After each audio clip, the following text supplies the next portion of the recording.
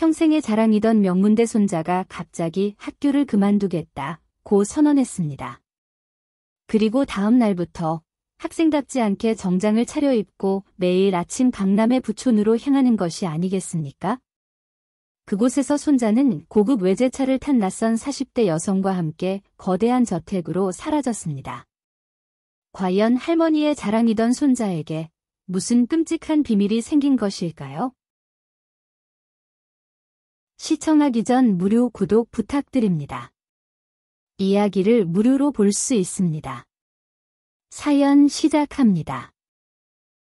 새벽 3시 반, 세상 모든 빛이 잠들고 가장 깊은 어둠이 내리는 시각. 68 최말순 여사의 작은 방에서만 희미한 빛이 새어나왔습니다. 낡은 탁상시계의 알람 소리가 울리기 직전 그녀는 이미 몸을 일으켰습니다. 뼛속을 파고드는 일은 새벽의 한기는 익숙해질 법도 하건만 매일같이 어깨와 무릎을 시리게 만들었습니다. 그녀는 곁에서 잠든 손자, 민준이 깰세라 조심스러운 손길로 알람을 껐습니다. 말순 여사에게 이 새벽은 고단함의 시작인 동시에 하루 중 가장 당당해지는 시간이기도 했습니다. 그녀는 낡았지만 정갈하게 개어둔 외출복을 꺼내 입었습니다. 아들 내외에게는 동네 노인정의 어르신을 돌보는 요양보호사 일을 나간다고 말해 두었습니다. 하지만 그것은 아들의 마음을 편하게 하기 위한 그녀만의 비밀스러운 거짓말이었습니다.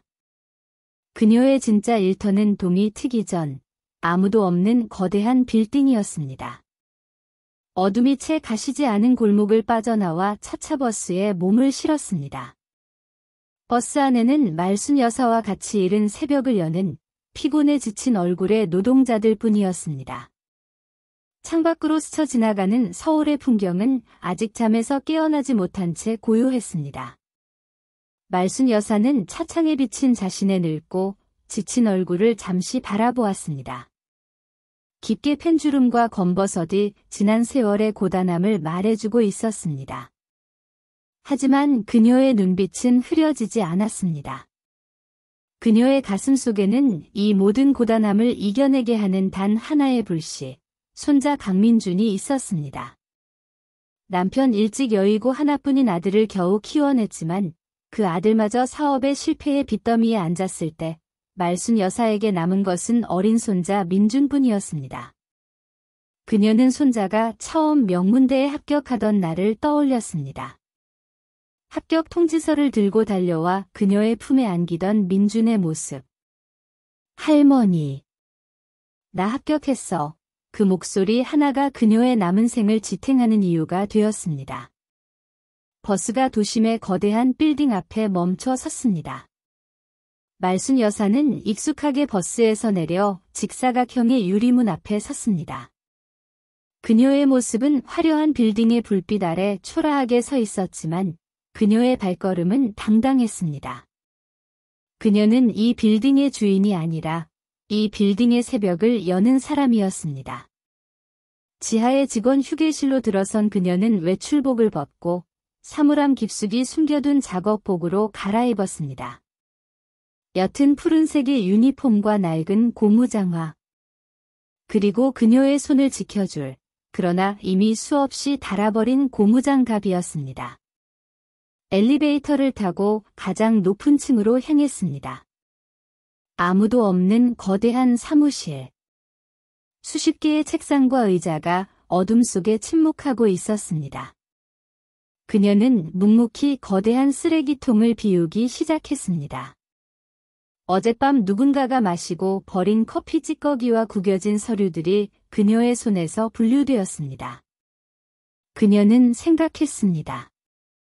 이곳에서 일하는 사람들은 모두 자기 손자 민준이처럼 똑똑하고 반듯할 것이라고. 그들의 빛나는 낮 시간을 위해 자신은 이 어두운 새벽을 기꺼이 책임질 수 있었습니다. 차가운 물이 담긴 양동이에 락스와 세제를 풀었습니다. 걸레를 쥐어짜는 그녀의 손은 이미 오래전에 여성의 부드러움을 잃었습니다.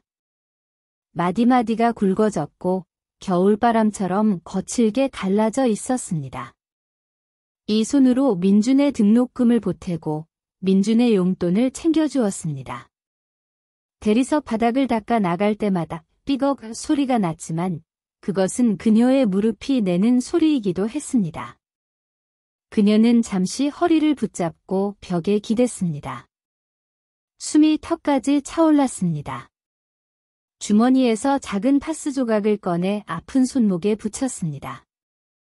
화끈한 기운이 잠시 통증을 잊게 해주었습니다. 그녀는 다시 걸레를 잡았습니다. 괜찮다. 괜찮아. 우리 민준이 졸업하고 넥타이 매고 이런데 출근하면 그때는 할머니가 편히 쉬어야지 아무도 듣지 못하는 그녀 자신에게 거는 다짐이었습니다. 동이 트기 시작할 무렵 말순 여사의 일도 끝이 났습니다. 그녀는 마지막으로 화장실 거울에 비친 자신의 모습을 확인했습니다. 땀으로 젖은 머리칼과 피로가 역력한 얼굴이었습니다. 그녀는 다시 지하 휴게실로 내려가 땀 냄새와 락스 냄새가 밴 작업복을 벗었습니다. 그리고 다시 정갈한 요양보호사의 외출복으로 갈아입었습니다. 낡은 고무장갑과 작업복은 비닐봉지에 담아 가방 가장 깊숙한 곳에 쑤셔 넣었습니다. 집으로 돌아오는 버스 안, 그녀는 잠시 졸았습니다. 꿈속에서 민준이 환하게 웃고 있었습니다. 현관문을 조용히 열고 들어섰을 때 집안은 아직 고요했습니다. 민준이 아직 학교 갈 시간이 아니었습니다. 그녀는 발소리를 죽여 민준의 방문을 살폈습니다. 굳게 닫힌 문, 아마도 어젯밤 늦게까지 도서관에서 공부했을 손자를 생각하며 흐뭇한 미소를 지었습니다. 말순 여사는 곧장 자신의 작은 방으로 들어왔습니다. 문을 닫자마자 참고 있던 신음과 함께 몸이 무너져 내렸습니다. 방바닥에 주저앉은 그녀는 가방에서 파스 한 뭉텅이를 꺼냈습니다. 어깨, 허리, 무릎, 손목. 성한 곳이 없었습니다. 옷을 들추고 익숙하게 파스를 붙였습니다. 방 안은 금세 지독한 약냄새로 가득 찼습니다. 그녀는 갈라진 손을 내려다보았습니다. 고무장갑을 꼈음에도 불구하고 차가운 물과 독한 세제는 그녀의 손을 가만두지 않았습니다. 붉게 부어오르고 곳곳이 상처투성이었습니다. 그녀는 급히 서랍에서 약을 꺼내 거친 손등에 문질렀습니다. 바로 그때였습니다. 굳게 닫혀있던 민준의 방문이 사실은 열려 있었습니다.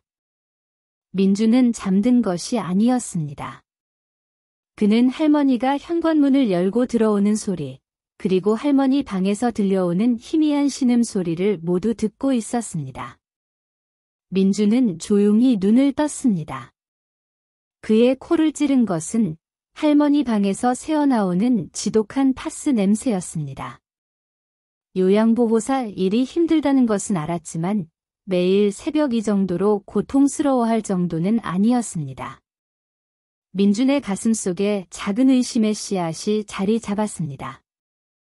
얼마 후 말순 여사가 아침을 차리기 위해 부엌으로 나갔습니다. 민준은 조용히 침대에서 일어나 할머니의 방으로 향했습니다. 방 안에는 아직 매캐한 파스 냄새가 가득했습니다. 민준의 시선이 할머니의 낡은 서랍장으로 향했습니다. 그는 망설였습니다. 하지만 무언가 확인해야 한다는 강한 직감에 이끌려 서랍장 가장 아래 칸을 열었습니다. 그곳에는 할머니가 아들에게조차 보여주지 않는 비밀들이 숨겨져 있었습니다. 그리고 민준은 발견했습니다. 정갈하게 개어둔 요양보호사의 옷 아래 비닐봉지에 담겨 구겨져 있는 낯선 유니폼을. 그것은 병원의 옷이 아니었습니다. 선명한 파란색의 건물 청소부의 유니폼이었습니다. 유니폼과 함께 나온 것은 딱딱하게 굳어버린 낡은 고무장갑 한 켤레였습니다. 장갑의 손가락 끝은 이미 닳아서 구멍이 나기 직전이었고 안쪽에는 할머니의 거친 손에서 나온 상처 자국이 희미하게 남아 있었습니다. 민준의 손이 부들부들 떨리기 시작했습니다. 그는 고무장갑을 집어 들었습니다. 그제야 모든 것이 이해가 되었습니다. 매일 새벽마다 풍기던 락스 냄새, 할머니가 그토록 숨기려 했던 거친 손, 그리고 방 안에 진동하던 지독한 파스 냄새의 이유를 말입니다. 그의 할머니는 요양보호사가 아니었습니다. 자신의 학비와 용돈을 위해 이 세상 가장 차가운 새벽바람을 맞으며 거대한 빌딩의 바닥을 닦는 청소부였습니다. 민주는 유니폼을 차마 만지지도 못한 채 그 자리에 주저앉았습니다. 눈물이 쏟아지려 했지만 그는 입술을 깨물어 참았습니다. 지금은 울 때가 아니었습니다. 미안함과 죄책감이 그의 심장을 날카롭게 찔렀습니다. 그는 조용히 서랍을 닫았습니다. 아무것도 보지 못한 것처럼, 아무것도 알지 못하는 것처럼. 하지만 그의 눈빛은 이전의 평온한 학생의 눈빛이 아니었습니다. 그는 자신의 방으로 돌아와 책상 앞에 앉았습니다. 그리고 굳은 결심을 내렸습니다. 이대로 할머니의 희생 위에 자신의 미래를 쌓을 수는 없었습니다. 그는 남몰래 자신만의 계획을 세우기 시작했습니다. 그날 저녁, 최말순 여사의 집 부엌은 오랜만에 활기로 넘쳤습니다. 새벽의 고된 노동으로 천근만근 무거웠던 몸이었지만 손자를 맞이할 생각에 그녀의 손놀림은 쉴 틈이 없었습니다. 도마를 두드리는 소리가 경쾌했고 낡은 가스레인지 위에서는 짭조름하고 달콤한 냄새가 끓어오르고 있었습니다. 그녀는 오늘 아침 청소일을 마치고 돌아오는 길에 시장에 들러 가장 실한 소갈비를 2근이나 끊어왔습니다.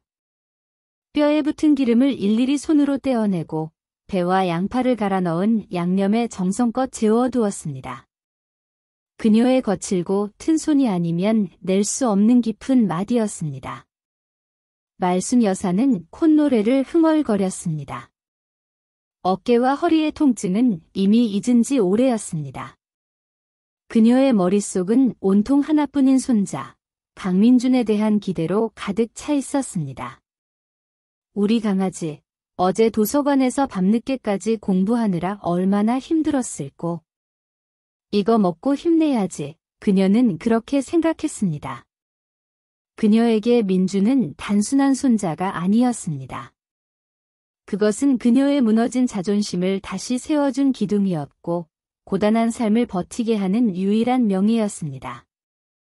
사업에 실패하고 좌절한 아들 내외도 명문대에 다니는 아들 민준의 이름 앞에서는 고개를 들 수 있었습니다. 동네 사람들이며 친척들까지 모두가 말순 여사의 손자 복을 부러워했습니다.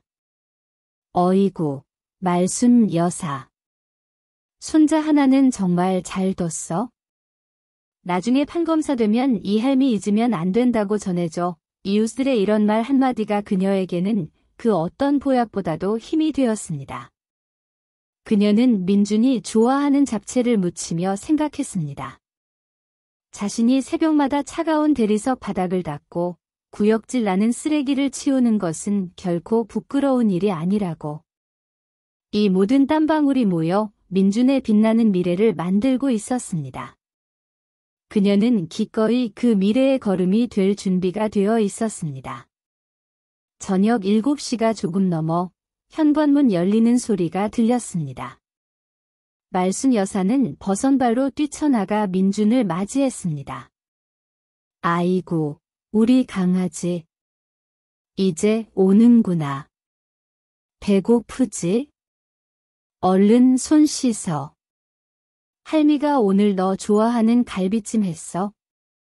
하지만 민준의 표정은 그녀가 기대했던 것과는 사뭇 달랐습니다. 평소라면 할머니, 냄새 죽인다, 라며 너스레를 떨었을 손자였습니다. 하지만 오늘의 민준은 며칠 밤을 샌 사람처럼 얼굴이 어둡고 무거웠습니다.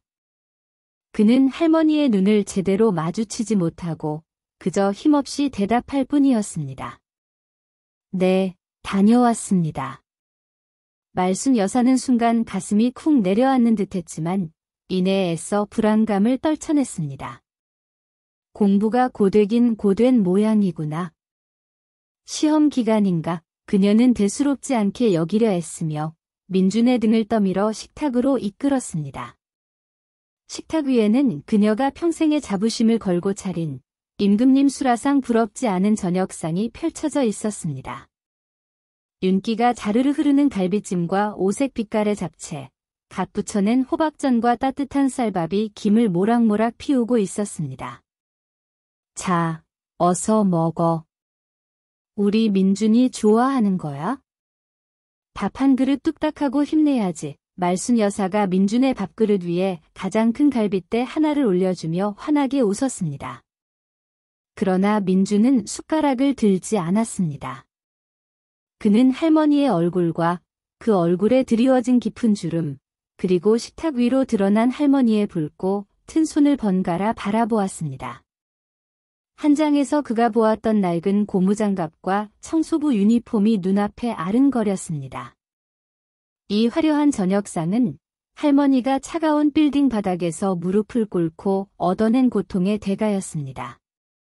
민주는 이 음식을 도저히 목구멍으로 넘길 수가 없었습니다. 그는 입술만 달싹일 뿐 아무 말도 하지 못했습니다.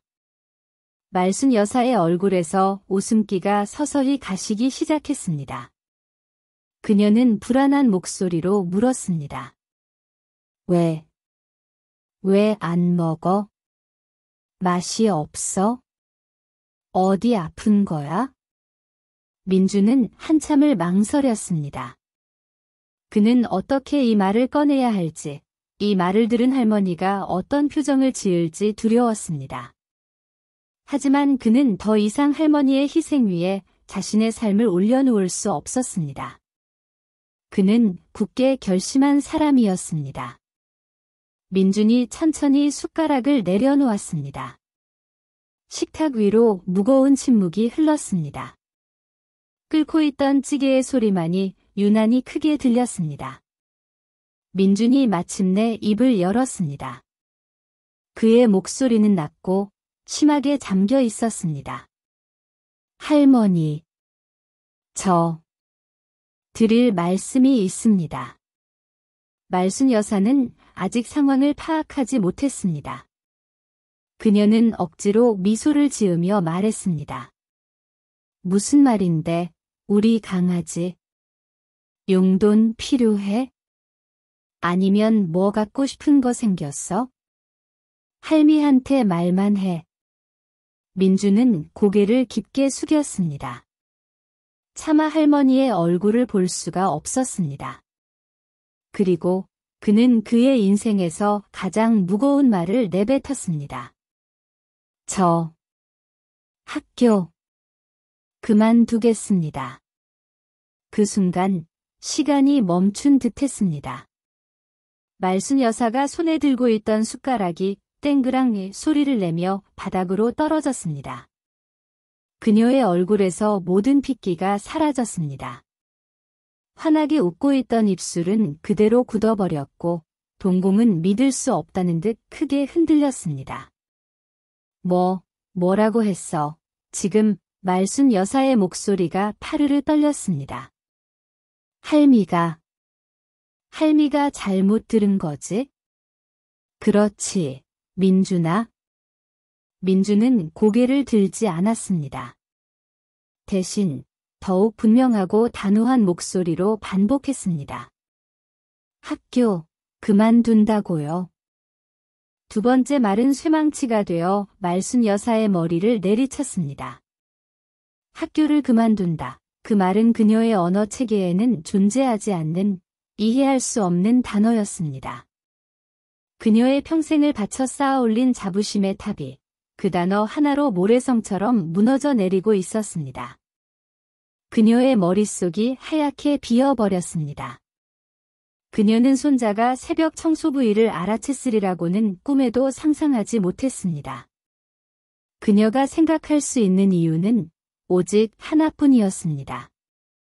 명문대에 다니는 착하고 성실한 아이가 갑자기 학교를 그만두는 이유. 그것은 텔레비전 속 막장 드라마에서나 보던 끔찍한 일들이었습니다. 말순 여사의 온몸이 분노와 공포로 떨리기 시작했습니다. 그녀는 자리에서 벌떡 일어나 민준의 어깨를 거칠게 붙잡았습니다. 너, 무슨 일 있었어? 무슨 일인데? 그녀의 목소리는 더 이상 따뜻한 할머니의 목소리가 아니었습니다. 날카로운 비명이었습니다. 말해. 너 도박에 손댔어?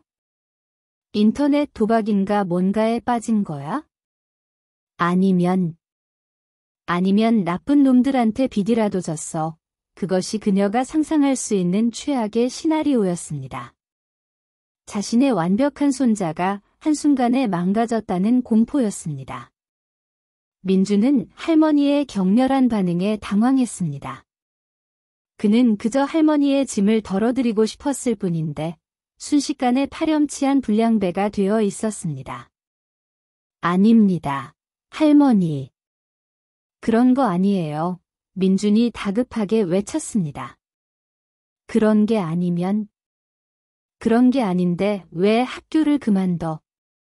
내가 어떤 학교에 다니는데? 이 할미가 너 그 학교 보내려고. 말순 여사는 말을 잇지 못했습니다. 자신이 새벽마다 빌딩 바닥을 기어다니며 느꼈던 서러움과 고통이 한꺼번에 북받쳐 올랐습니다. 민주는 진실을 말할 수 없었습니다. 할머니가 저 때문에 새벽에 청소 일하시는 거 다 알아요. 그래서 그만두는 거예요. 이 진실은 자신의 비밀을 목숨처럼 지켜온 할머니의 자존심을 산산조각 낼 것이 분명했습니다.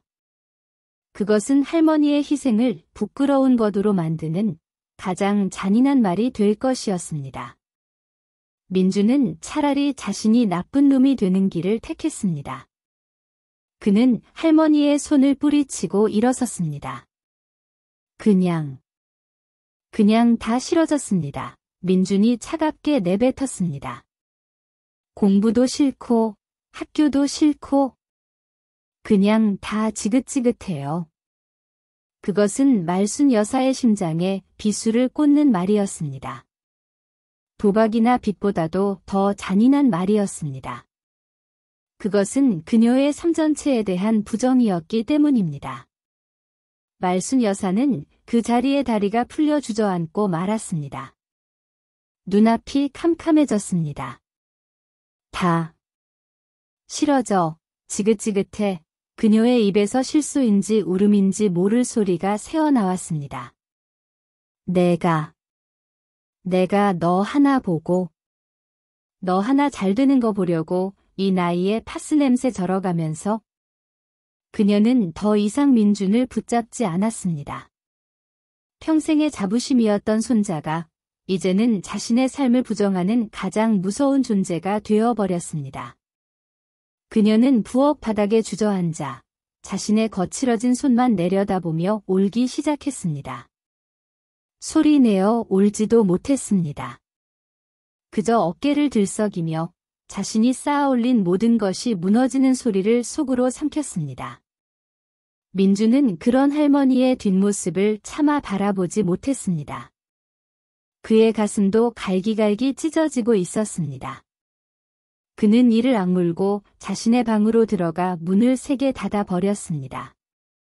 쾅하는 문소리와 함께 두 사람의 사이에는 깊고 차가운 강이 흐르기 시작했습니다. 따뜻한 김이 피어오르던 갈비찜과 잡채는 식탁 위에서 누구의 손길도 닿지 못한 채 차갑게 식어가고 있었습니다. 말순 여사의 평온했던 자부심은 그날 밤 그렇게 산산조각 나고 말았습니다. 폭풍이 휩쓸고 간 다음 날 아침, 최말순 여사의 집에는 무겁고 차가운 침묵만이 감돌았습니다. 어젯밤 그토록 정성껏 차려냈던 갈비찜과 잡채는 식탁 위에서 주인의 손길이 닿지 못한 채 차갑게 식어 있었습니다. 말순 여사는 동이 트기도 전 뜬 눈으로 밤을 새우고 부엌으로 나왔습니다. 그리고 마치 어젯밤에 끔찍했던 기억을 지워내려는 듯 굳어버린 음식들을 묵묵히 쓸어 담기 시작했습니다. 그녀의 손자, 민준이 뱉었던 말, 그냥 다 싫어졌습니다. 그 말은 밤새도록 날카로운 유리 조각이 되어 그녀의 가슴을 헤집어 놓았습니다. 그녀의 평생이, 그녀의 자부심이 한순간에 지긋지긋한 것이 되어버린 충격은 새벽 청소의 고단함과는 비교할 수도 없는 고통이었습니다. 그녀는 그날도 어김없이 푸른색 작업복을 챙겨 들고 집을 나섰습니다. 하지만 어제와는 모든 것이 달랐습니다. 어제까지의 발걸음이 손자에 대한 자부심으로 당당했다면 오늘의 발걸음은 천근만근의 쇠사슬을 매단 듯 무겁고 위태로웠습니다. 빌딩의 차가운 바닥을 닦으면서도 그녀의 머릿속은 온통 손자에 대한 의심과 공포로 가득 찼습니다. 도대체 내 강아지가 왜 변한 걸까? 그녀는 자신이 모르는 무언가가 있다고 확신했습니다. 명문대에 다니는 착한 손자가 하루아침에 모든 것을 포기하게 만들 만큼 끔찍한 일. 그녀는 어젯밤 자신이 내뱉었던 도박이나 빚이라는 단어를 떠올렸습니다. 아니야, 그럴 리가 없어. 내 손자는 그런 애가 아니야. 그녀는 고개를 세차게 저었지만 한번 피어오른 의심의 연기는 걷잡을 수 없이 방 안을 채우듯 그녀의 마음을 뒤덮었습니다. 그녀는 일이 손에 잡히지 않았습니다. 평소라면 반짝거리게 닦였을 유리문에는 얼룩이 그대로 남았고 복도 구석의 먼지를 놓치기도 했습니다. 오전 일을 마치고 집으로 돌아온 말순 여사는 굳게 닫힌 손자의 방문 앞에서 한참을 서성였습니다. 어젯밤의 격렬한 다툼 이후 민주는 방에서 한 발짝도 나오지 않았습니다. 그녀는 조심스럽게 문을 두드렸습니다. 민준아. 할미다. 밥은 먹어야지. 안에서는 아무런 대답도 들려오지 않았습니다. 그저 죽은 듯한 침묵만이 흘러나왔습니다. 말순 여사는 다시 한번 문고리를 잡고 애원하듯 말했습니다. 민준아, 어제는 할미가 미안하다. 화내서 미안해. 그러니까 문 좀 열어봐. 얼굴 좀 보자. 응? 한참의 시간이 흐른 뒤에야 문 안쪽에서 작은 목소리가 들려왔습니다. 생각할 게 좀 있습니다. 그냥 내버려 두세요. 민준의 목소리였습니다. 그 목소리에는 어떠한 감정도 실려있지 않았습니다. 그것은 할머니를 안심시키려는 목소리가 아니라 자신을 방해하지 말라는 차가운 통보였습니다. 말순 여사는 문고리를 잡은 채로 그 자리에 얼어붙었습니다. 내버려 두라니 자신을 향해 애교를 부리며 안기던 손자였습니다. 그런 손자에게서 생전 처음 들어보는 거절의 말이었습니다. 그녀는 더 이상 손자의 방문을 두드리지 못했습니다. 그녀는 고립되었습니다. 평생을 바쳐 지켜온 존재로부터 가장 완벽하게 거부당한 것이었습니다. 그녀는 힘없이 부엌 식탁에 주저앉았습니다. 집안은 텅 빈 것처럼 고요했고 그 고요함 속에서 그녀의 불안감은 더욱 거대하게 자라났습니다. 그리고 다음 날 아침이었습니다. 말순 여사가 새벽 일을 마치고 돌아왔을 때 기이한 광경을 목격했습니다. 늘 늦잠을 자던 민준이 이른 아침부터 분주하게 외출 준비를 하고 있었습니다. 그런데 그 모습이 낯설었습니다. 도서관에 갈 때 입던 낡은 후드티와 청바지가 아니었습니다. 민주는 대학 입학식 때 사주었던 그의 유일한 정장을 꺼내 입고 있었습니다. 어설픈 손길로 넥타이를 바로잡고 구석에 처박혀 있던 구두를 꺼내 먼지를 닦고 있었습니다. 말순 여사는 현관에 선 채로 숨을 죽였습니다. 정장. 그리고 구두. 그것은 학생의 차림이 아니었습니다. 그녀의 머릿속에서 어젯밤의 공포스러운 상상들이 다시 고개를 들었습니다. 저렇게 차려입고 어딜 가려는 거지? 혹시 빚을 갚기 위해 사채업자들이라도 만나러 가는 것일까? 아니면 학교를 그만두고 어딘가 좋지 않은 일자리에라도 나가는 것일까? 그녀의 심장이 불안하게 요동쳤습니다. 말순 여사는 애써 침착한 목소리를 꾸며내며 민준에게 다가갔습니다. 민준아. 그렇게 쫙 빼입고 어딜 가니? 그녀의 목소리가 미세하게 떨리고 있었습니다. 민준은 거울에서 시선을 떼지 않은 채 차갑게 대답했습니다.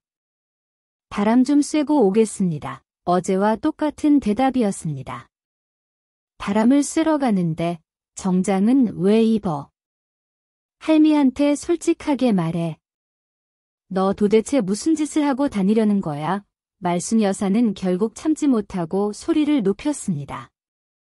그제야 민준이 할머니를 돌아보았습니다. 그의 눈빛은 차가웠지만 그 안에는 깊은 슬픔과 무언가를 감추려는 다급함이 서려 있었습니다. 아무것도 아닙니다. 제발 저한테 신경 좀 꺼주세요. 신경을 꺼달라. 그 말은 말순 여사에게 이 집에서 나가라는 말처럼 들렸습니다. 민준은 그대로 할머니를 스쳐 지나가 현관문을 열었습니다.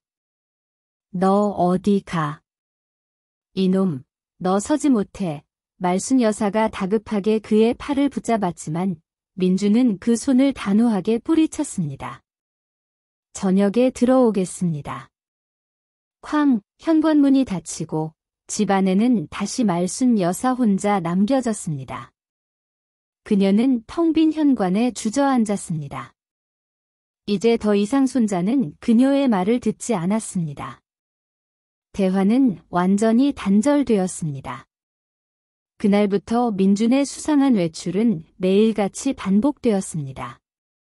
아침 8시가 되면 어김없이 정장을 차려입고 집을 나섰고 밤 10시가 넘어서야 파김치가 된 얼굴로 돌아왔습니다. 그리고 돌아오자마자 자신의 방으로 들어가 문을 잠가버렸습니다. 말순 여사는 미칠 지경이었습니다. 손자는 매일같이 지쳐서 돌아왔고 방 안에서는 가끔 깊은 한숨소리가 들려왔습니다. 그녀는 아들, 민준의 아버지, 이 사업에 실패했을 때의 모습을 떠올렸습니다. 그때도 저렇게 정장을 입고 매일 밖으로 돌았고 저렇게 지친 얼굴로 돌아와 방문을 걸어 잠갔습니다. 빚쟁이들에게 시달렸던 그 끔찍한 기억이 민준의 모습과 겹쳐 보였습니다. 안 돼. 내 손자까지 그렇게 만들 순 없어. 그녀는 더 이상 민준의 말을 믿을 수 없었습니다. 이 침묵 속에서 손자가 망가져가는 것을 지켜볼 수만은 없었습니다. 말순 여사는 민준이 잠든 깊은 밤, 몰래 손자의 방에 들어갔습니다. 그녀는 떨리는 손으로 손자의 가방과 책상을 뒤지기 시작했습니다. 혹시나 사채 명함이라도 나올까봐, 혹은 도박빚 독촉장이라도 있을까봐. 하지만 손자의 방은 깨끗했습니다. 가방 안에는 전공 서적 몇 권과 빈 노트뿐이었습니다. 책상 위에도 수상한 것은 아무것도 없었습니다. 오히려 단정하게 정리된 책들이 민준이 학교를 그만두겠다는 말을 한 사람이라고는 믿기지 않을 정도였습니다. 이것이 말순 여사를 더욱 혼란스럽게 만들었습니다. 아무런 증거도 없었습니다. 하지만 손자의 행동은 분명히 정상이 아니었습니다. 그녀는 결심했습니다. 더 이상 물어보지 않겠다. 더 이상 방을 뒤지지도 않겠다. 그녀에게 남은 방법은 단 하나뿐이었습니다. 다음 날 새벽, 말순 여사는 청소부 유니폼이 아닌 외출복을 챙겨 입었습니다. 그녀는 청소일을 나가는 대신 아파트 현관이 잘 보이는 계단 구석에 몸을 숨겼습니다. 그래, 오늘은 기필코 내 눈으로 확인해야겠다. 그녀는 중얼거렸습니다. 내 손자가 도대체 어디서 누구를 만나 무슨 짓을 하고 다니는지. 이 할미가 똑똑히 두 눈으로 봐야겠어. 아침 8시. 어김없이 민준이 정장 차림으로 현관을 나섰습니다. 말순 여사는 모자를 깊게 눌러쓰고 민준의 뒤를 밟기 시작했습니다. 손자의 가장 끔찍한 비밀을 향한 그녀의 위태로운 미행이 시작된 것이었습니다. 최말순 여사의 미행은 서툴고 위태로웠습니다. 평생 누군가의 뒤를 밟아본 적 없는 그녀의 발걸음은 손자가 뒤돌아볼 때마다 화들짝 놀라 전봇대 뒤로 몸을 숨기기에 바빴습니다. 모자를 깊게 눌렀었지만 혹여나 손자와 눈이라도 마주칠까 심장이 등 뒤까지 올라붙는 듯했습니다. 아침 출근길의 인파 속에서 말순 여사는 필사적으로 손자의 정장 입은 뒷모습을 쫓았습니다. 민주는 아파트 단지를 빠져나와 버스 정류장으로 향했습니다. 말순 여사는 가슴이 철렁했습니다. 학교로 가는 버스가 아닌데 민준이 타는 버스는 그의 명문대가 있는 방향과는 정반대로 향하는 붉은색 광역 버스였습니다. 말순 여사는 민준이 버스에 올라타자마자 사람들 틈에 섞여 허둥지둥 따라 올랐습니다. 교통카드를 찍는 손이 부들부들 떨렸습니다. 그녀는 버스 가장 뒷자리, 민준의 시선이 닿지 않는 구석에 몸을 웅크렸습니다. 차창 밖으로 익숙한 동네 풍경이 빠르게 스쳐 지나갔습니다. 불안감이 엄습했습니다. 학교가 아니라면 도대체 어디로 가는 것일까? 버스는 30분 넘게 달려 말순 여사가 평생 가본 적 없는 낯선 동네로 접어들었습니다. 창밖의 풍경이 달라지기 시작했습니다. 낡고 정겨운 상가 건물들은 사라지고 하늘을 찌를 듯한 유리 빌딩과 그림처럼 화려한 아파트 단지들이 나타났습니다. 텔레비전 드라마에서나 보던 대한민국에서 가장 부유하다는 바로 그 동네, 강남이었습니다. 말순 여사의 심장이 차갑게 식어내렸습니다. 그녀가 상상했던 사채업자들의 험악한 소굴과는 거리가 멀었습니다. 오히려 너무나 깨끗하고 화려해서 이곳에 발을 디딘 자신의 초라한 행색이 부끄러워질 정도였습니다. 그때 민준이 자리에서 일어나 하차 벨을 눌렀습니다. 말순 여사도 황급히 따라 내렸습니다. 버스에서 내린 민준은 마치 매일 오던 길처럼 익숙하고 당당하게 걸었습니다. 그의 걸음걸이는 더 이상 학생의 것이 아니었습니다. 완벽하게 이 낯선 부촌에 녹아든 어른의 걸음걸이였습니다. 말순 여사는 손자가 무서워지기 시작했습니다. 그녀는 담벼락과 고급 외제차들 뒤에 몸을 숨기며 민준을 따랐습니다. 길 양쪽으로는 영화에나 나올 법한 거대한 저택들이 성벽처럼 늘어서 있었습니다. 숨소리조차 크게 낼 수 없는 위압적인 동네였습니다. 그녀의 머릿속은 뒤죽박죽이 되었습니다. 도대체 이런 곳에 무슨 일로?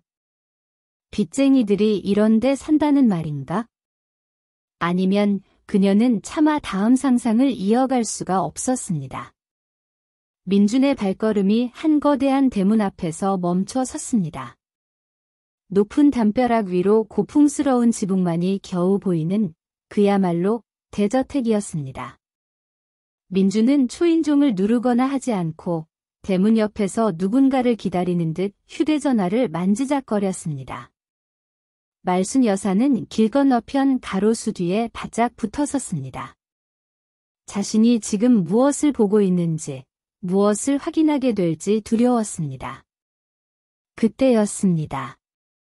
끼익하는 부드러운 마찰음과 함께 검은색의 번쩍이는 고급 세단 한 대가 저택의 모퉁이를 돌아 민준이 서 있는 대문 앞에 멈춰 섰습니다. 말순 여사는 자신도 모르게 마른 침을 삼켰습니다. 운전석이 아닌 뒷좌석의 문이 천천히 열렸습니다. 그리고 그 안에서 한 여자가 내렸습니다. 말순 여사는 눈을 의심했습니다. 그녀는 40줄은 좋게 넘어 보이는, 그러나 한눈에 보아도 믿을 수 없을 만큼 우아하고 부유해 보이는 여자였습니다. 값비싼 실크 블라우스와 몸에 딱 붙는 정장 치마, 그녀의 손목에서는 눈부신 시계가 반짝였습니다. 누구지? 저 여자는 말순 여사의 머릿속에서 경고음이 울리기 시작했습니다. 여자는 차에서 내리자마자 민준을 발견하고는 환한 미소를 지었습니다. 그것은 이모나 친척이 짓는 편안한 미소가 아니었습니다. 말순 여사가 보기에는 낯선 남자를 향한 무언가 다른 의미가 담긴 미소였습니다. 민준이 그 여자를 향해 90도로 깍듯하게 인사를 했습니다. 여자는 그런 민준에게 다가가 아주 자연스럽게 손을 뻗었습니다. 그리고 말순 여사의 눈을 경악으로 물들인 광경이 펼쳐졌습니다. 여자가 민준의 넥타이를 살짝 고쳐주며 귓가에 무언가를 속삭였습니다. 그들의 거리는 부적절할 만큼 가까웠습니다. 민준은 피하지 않았습니다. 오히려 여자의 말에 가벼운 미소로 화답하는 듯했습니다. 그 순간 말순 여사의 머릿속에서 텔레비전 드라마의 한 장면이 스쳐 지나갔습니다. 가난하지만 젊고 잘생긴 남자 주인공, 그리고 그를 유혹하는 부유한 연상의 여자. 사람들이 수군거리며 말하던 차마 입에 담을 수 없는 단어. 제비. 말순 여사의 온몸에서 피가 빠져나가는 듯했습니다. 이것이었구나. 학교를 그만두겠다는 이유. 도박도 빚도 아니었습니다. 그녀의 상상을 아득히 뛰어넘는 가장 끔찍하고 수치스러운 일이었습니다. 자신의 금쪽 같은 손자가 저 부유한 여자에게 젊음을 팔고 있었던 것입니다. 저 정장도, 저 구두도 모두 저 여자가 사준 것이라 생각하니 피가 거꾸로 솟았습니다. 그녀는 당장이라도 뛰쳐나가 여자의 머리채를 잡고 싶었습니다. 이 유망한 것. 내 손자 인생 망치지 마. 목구멍까지 차오른 그 말을 그녀는 내뱉을 수 없었습니다. 그렇게 소리치는 순간 자신의 손자가 정말 제비라는 것을 인정하는 시이 되어버릴 것 같았습니다. 여자와 민주는 몇 마디를 더 나누더니 나란히 저택의 거대한 대문 안으로 들어섰습니다. 무거운 철문이 철컥 소리를 내며 닫혔습니다. 그 소리는 말순 여사의 마지막 남은 희망이 닫히는 소리처럼 들렸습니다. 말순 여사는 가로수에 기댄 채 그대로 주저앉고 말았습니다. 다리에 힘이 풀려 서 있을 수가 없었습니다. 눈물이 쏟아졌습니다. 새벽마다 락스 냄새를 맡으며 굳은 살이 박인 손으로 그렇게 자랑스럽게 키워낸 손자였습니다. 그 손자가 지금 저 낯선 여자에게 웃음을 팔고 자신의 자존심까지 팔아넘기고 있었습니다. 차라리 도박을 했다고 하지. 빚을 졌다고 하지. 이것은 돈의 문제가 아니었습니다. 그녀의 자부심, 그녀의 인생, 그녀의 모든 것이 송두리째 더럽혀진 기분이었습니다. 이 새로운 절망은 학교를 그만두겠다는 말과는 비교도 되지 않았습니다. 이제 그녀의 적은 손자뿐만이 아니었습니다. 저 육중한 철문 너머에 있는 저 정체 모를 부유한 여자. 그리고 자신의 손자를 타락시킨 저 거대한 저택. 말순 여사는 차가운 아스팔트 바닥에 주저앉아 원망과 분노로 흐느끼기 시작했습니다. 그날 이후 최말순 여사의 시간은 지옥 속에서 멈춰버렸습니다. 손자 강민준이 부유한 40대 여성과 함께 저택으로 사라지던 그 잔상은 밤이고 낮이고 그녀의 눈앞을 떠나지 않았습니다. 그녀는 며칠을 알아누웠습니다. 밥도 물도 넘어가지 않았습니다. 새벽 청소일도 나가지 못했습니다. 평생 단 하루도 빠지지 않았던 성실함이 손자에 대한 절망감 앞에서 무너져 내린 것이었습니다. 그녀의 머릿속은 단 하나의 끔찍한 단어, 제비라는 두 글자로 가득 찼습니다. 그녀가 새벽 이슬을 맞으며 닦아낸 차가운 바닥과 그 대가로 받은 땀 냄새 밴 지폐들. 그 모든 희생이 저 요망한 여자의 돈 몇 푼에 더럽혀졌다는 생각에 그녀는 창자가 끊어지는 듯한 고통을 느꼈습니다. 그녀는 민준과 마주칠 수가 없었습니다. 민준은 여전히 아침 일찍 정장을 입고 나갔고 밤늦게 지쳐 돌아왔습니다. 말순 여사는 그 정장이, 그 지친 기색이 모두 저택 안에서 벌어지는 부도덕한 행위의 증거처럼 보여 구역질이 났습니다. 그녀는 민준이 귀가하기 전에 잠자리에 드는 척했고 민준이 나가기 전에 일어나지 않았습니다. 한때 온기로 가득했던 두 사람의 공간은 이제 서로를 피하는 차가운 얼음장처럼 변해버렸습니다. 며칠이 지났을까? 말순 여사는 거울 앞에 섰습니다. 거울 속에는 며칠 만에 10년은 늙어버린 핏기 없는 유령 같은 노파가 서 있었습니다. 이대로 무너질 순 없어. 그녀의 눈에 다시 불이 켜졌습니다. 내 손자가, 내 강아지가 스스로 그 구렁텅이에 빠졌을 리가 없어. 분명 저 여자가, 저 돈 많은 여자가 내 순진한 손자를 꿰어낸 걸 거야. 그녀의 슬픔은 이내 모든 것을 잃은 어미의 분노로 바뀌었습니다. 그녀는 결심했습니다. 더 이상 숨지 않겠다. 내 손자를 저 불구덩이에서 끄집어내야 했습니다. 그것이 자신의 목숨을 거는 한이 있더라도 반드시 해야만 하는 일이었습니다. 다음 날 아침, 말순 여사는 새벽 청소일을 나가는 대신 버스를 탔습니다. 그녀의 목적지는 단 하나. 며칠 전 그 지옥 같은 광경을 목격했던 강남의 부촌, 그 거대한 저택 앞이었습니다. 그녀는 마치 전쟁터에 나가는 병사처럼 인적이 드문 저택 담벼락 맞은편에 몸을 숨기고 잠복하기 시작했습니다. 하루가 지났습니다. 아무도 나오지 않았습니다. 이틀이 지났습니다. 배가 고팠지만 그녀는 편의점에서 산 빵 하나로 버텼습니다. 그리고 사흘째 되던 날 정오 무렵이었습니다. 철컥. 그녀가 증오하던 저택의 대문이 열리는 소리가 들렸습니다. 말순 여사는 담벼락 뒤에서 숨을 죽였습니다. 그녀의 온몸이 떨리기 시작했습니다. 대문 안에서 민준이 먼저 걸어 나왔습니다. 그리고 그 뒤를 따라 그 40대 여성, 윤예림이 환하게 웃으며 걸어 나왔습니다. 그녀는 민준의 어깨를 친근하게 두드리며 무언가를 말하고 있었습니다. 바로 그 순간이었습니다. 말순 여사의 눈이 뒤집혔습니다. 그녀는 더 이상 참을 수 없었습니다. 그녀는 자신이 숨어있던 가로수 뒤에서 뛰쳐나왔습니다. 지나가는 차들의 경적 소리도 자신의 초라한 행색도 아무것도 눈에 들어오지 않았습니다. 그녀는 짐승처럼 울부짖으며 두 사람이 서 있는 곳으로 달려들었습니다.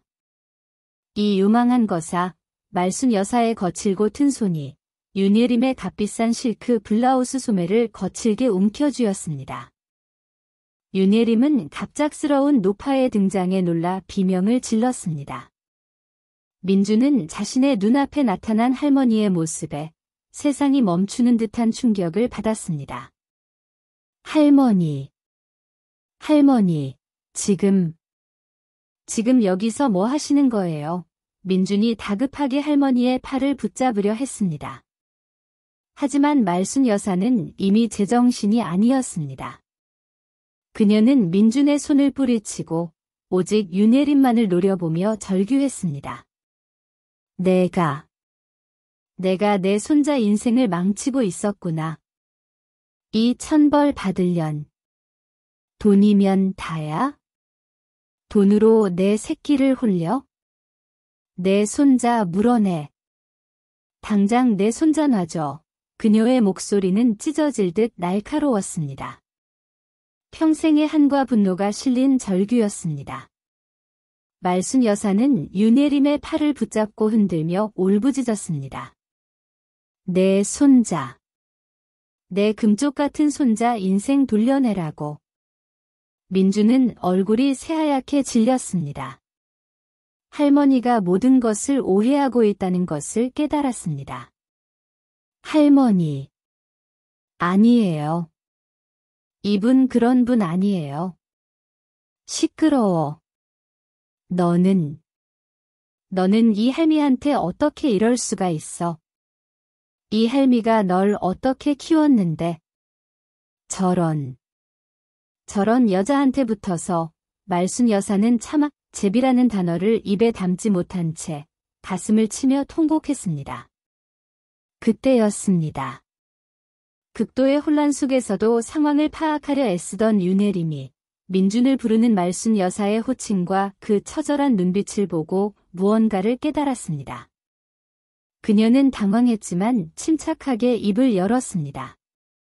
그녀가 말순 여사를 향해 조심스럽게 물었습니다. 어머님, 혹시 민준 학생 할머님이세요? 그 한마디에 말순 여사의 울부짖음이 순간 멎었습니다. 그녀는 숨을 헐떡이며 윤혜림을 바라보았습니다. 학생. 방금 학생이라고 했나? 그녀는 자신이 잘못 들었다고 생각했습니다. 학생이라니. 이 유망한 것이 지금 누굴 속이려고. 그러자 윤혜림이 말순 여사의 손을 공손히 하지만 단호하게 잡아내리며 말했습니다. 어머님, 정말 크게 오해하셨습니다. 저는 윤혜림이라고 합니다. 그녀는 민준을 한번 바라보고는 다시 말순 여사를 향해 고개를 숙였습니다. 민준 학생은 제 아들 과외 선생님이세요. 과외, 말순 여사는 그 단어의 뜻을 이해할 수 없었습니다. 거짓말 마. 과외 선생이 이런 정장을 입고 이런 차를 타고 다녀? 이런 집에서 나와. 그녀의 목소리는 여전히 의심으로 가득 차 있었습니다. 윤혜림은 깊은 한숨을 내쉬었습니다. 그녀는 이 상황을 어떻게 설명해야 할지 난감했지만 모든 것을 말하기로 결심했습니다. 어머님, 민준 학생은 그냥 과외 선생님이 아니세요. 그녀는 민준을 가리키며 말했습니다. 어머님 손잡은 명문대에서도 수석만 하시는 분인 거 알고 계셨습니까? 말순 여사는 고개를 갸웃했습니다. 손자가 공부 잘하는 것은 알았지만 수석이라는 말은 처음 들었습니다. 윤혜림이 말을 이었습니다. 민준 학생, 이 강남 바닥에서 전설입니다. 돈이 있어도 못 구하는 대한민국 최고액을 받는 입시 과외 선생님이세요. 저희 아들 전교 꼴찌였는데 민준 학생 만나고 석 달 만에 전교 1등 했습니다. 말순 여사는 아무 말도 할 수 없었습니다. 전교 1등 과외. 윤혜림이 덧붙였습니다. 저희가 모시는 게 아니라 민준 학생 스케줄에 저희가 맞춰야 합니다. 정장은 저희가 학생들 가르치실 때 최소한의 예의라며 부탁드린 거고, 차는 다른 학부모님들 눈에 띌까 봐 비밀리에 저희가 모셔다 드린 겁니다. 모든 진실이었습니다. 민주는 학교를 그만둔 것이 아니었습니다. 그는 할머니의 상상과는 정반대로 자신의 명석한 두뇌 하나로 이 부촌의 아이들을 가르치며 그들의 부모에게 선생님의 소리를 듣고 있었던 것입니다. 말순 여사의 손에서 힘이 풀렸습니다. 그녀가 붙잡고 있던 윤혜림의 블라우스 소매가 스르르 미끄러져 내렸습니다. 그녀는 민준을 바라보았습니다.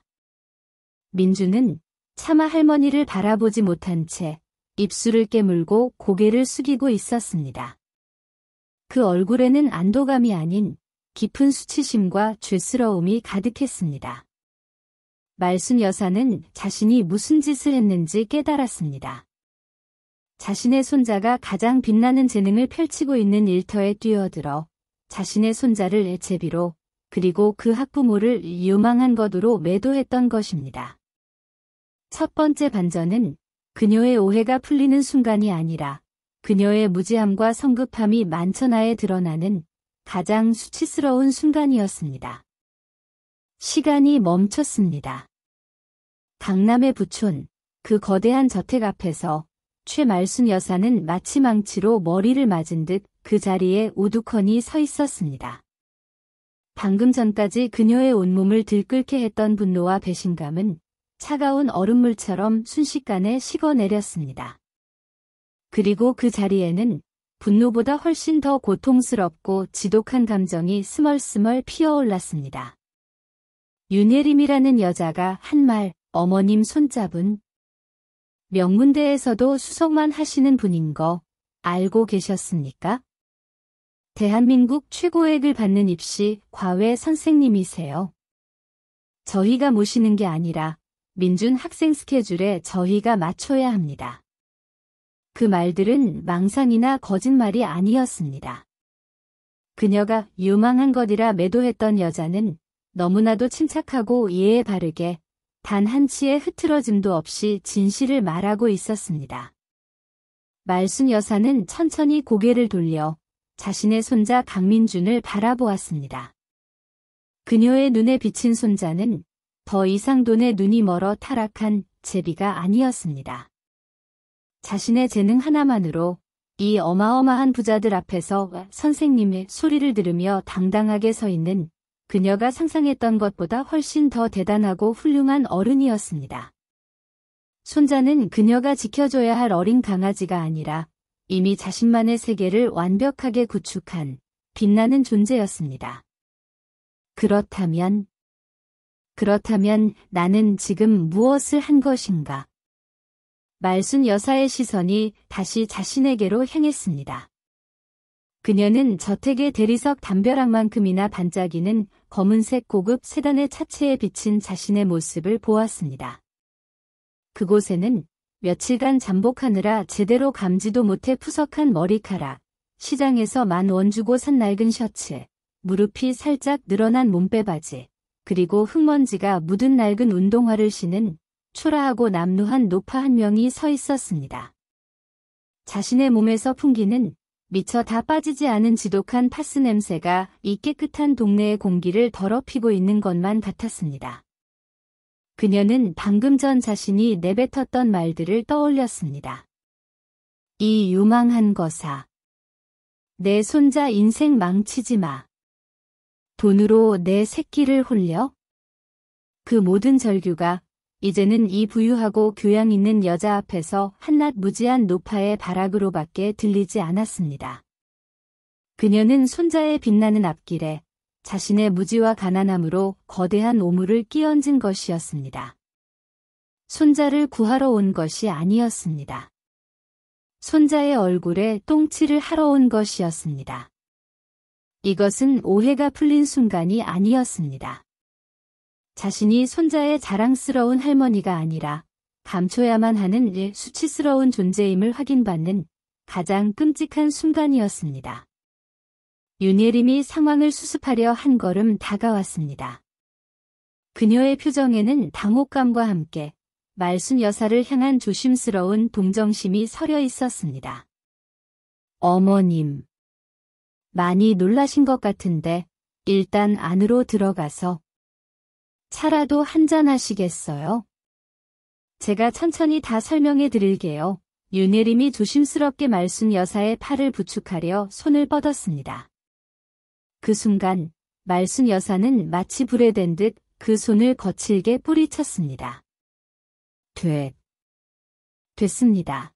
그녀의 목소리가 갈라져 나왔습니다. 윤예림의 그 예의 바른 친절이 말순 여사에게는 견딜 수 없는 모욕으로 다가왔습니다. 그것은 가진 자가 못 가진 자에게 베푸는 값싼 동정이었습니다. 내까짓 게 뭘 안다고 나를 동정해? 내가 내 속을 알아. 속에서 천불이 났지만 그녀는 그 말을 밖으로 내뱉을 수 없었습니다. 자신은 이제 이들 앞에서 소리조차 지를 자격이 없는 그저 무식한 청소부 할머니일 뿐이었습니다. 그녀는 민준을 바라보았습니다. 민준은 이 모든 상황 속에서 차마 고개를 들지 못하고 있었습니다. 그는 할머니를 원망하지도 윤예림에게 사과하지도 못했습니다. 그저 입술을 피가 나도록 깨문 채 자신의 운동화 끝만 바라보고 있었습니다. 그 얼굴에 스친 것은 말순 여사가 가장 두려워했던 바로 그 감정. 깊이를 알 수 없는 수치심이었습니다. 손자가 나를 부끄러워하고 있다. 그 사실이 확인되는 순간 말순 여사의 남은 이성이 완전히 끊어져 버렸습니다. 그녀는 더 이상 그 자리에 서 있을 수 없었습니다. 이 화려한 동네의 공기는 그녀가 숨 쉴 수 있는 공기가 아니었습니다. 그녀는 뒤도 돌아보지 않았습니다. 그저 본능적으로 자신의 남루한 모습을 한시라도 빨리 이곳에서 감추고 싶다는 생각뿐이었습니다. 말순 여사는 몸을 돌려 자신이 왔던 길을 향해 비틀거리며 뛰기 시작했습니다. 그것은 걷는 것이 아니었습니다. 명백한 도망이었습니다. 할머니, 그제야 민준이 얼어붙었던 몸을 풀고 다급하게 외쳤습니다. 할머니, 어디 가세요? 할머니, 민준이 그녀를 뒤쫓아 달려왔습니다. 하지만 말순 여사는 멈추지 않았습니다. 오히려 손자의 목소리가 들려올수록 더 필사적으로 발을 눌렸습니다. 그녀는 손자에게 이 초라한 뒷모습을 보이고 싶지 않았습니다. 그녀는 골목 모퉁이를 돌아 민준의 시야에서 사라졌습니다.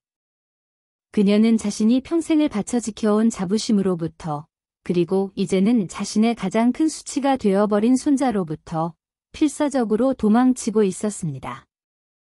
말순 여사는 숨이 턱까지 차오를 때까지 뛰었습니다. 심장이 터질 것 같았지만 그것이 수치심으로 터져버릴 것 같은 가슴의 고통보다는 견딜 만했습니다.